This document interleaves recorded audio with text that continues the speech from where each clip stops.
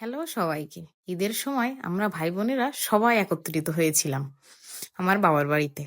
তারপর সবাই মিলে ঠিক করলাম আজকে সজনা পাড়তে যাব। তারপরে এই দেখুন আমরা সবাই মিলে বেরিয়ে পড়েছি সজনা পাড়তে। অনেক দূর বেশ হেঁটে হেঁটে গিয়েছিলাম। আমরা মোট 20 জন মতো গিয়েছিলাম। অনেক দূর হেঁটে এসে এই যে ক্লান্ত হয়ে সব এদিক সেদিক বসে পড়েছে। অবশেষে আমরা সজনা পাড়তে পেরেছিলাম।